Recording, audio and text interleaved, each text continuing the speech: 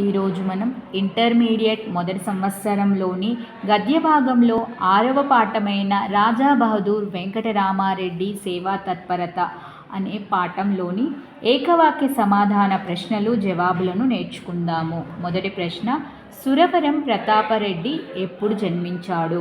జవాబు 28 మే 1896న జన్మించాడు. రెండవ ప్రశ్న, సురవరం ప్రతాపరెడ్డి రాసిన ఏ గ్రంథం కేంద్ర సాహిత్య అకాడమీ పురస్కారం పొందింది?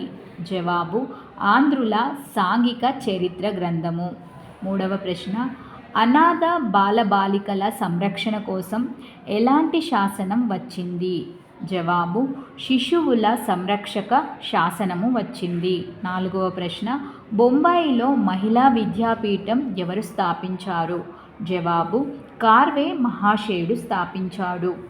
ఐదవ ప్రశ్న, స్త్రీల క్లబ్ భవన నిర్మాణానికి ఎవరు ఆర్థిక సహాయం చేశారు? రాజా సర్ బన్సీ గారు ఆర్థిక సహాయం చేశారు. ఆరవ ప్రశ్న, స్వార్థం లేకుండా పరోపకారిణి బాలికల పాఠశాల నడిపిందెవరు?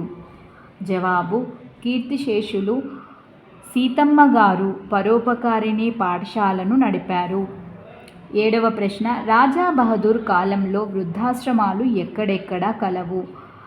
జవాబు హైదరాబాదు, సికింద్రాబాద్లోను. ఎనిమిదవ ప్రశ్న, సర్ ట్రెంచి ఎవరు?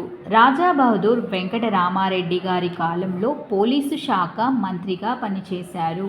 తొమ్మిదవ ప్రశ్న, స్త్రీ విద్యాభిమానం గల ప్రముఖుడు ఎవరు? స్త్రీ విద్యాభిమానం గల ప్రముఖుడు రాజా బహదూర్ వెంకటరామారెడ్డి గారు.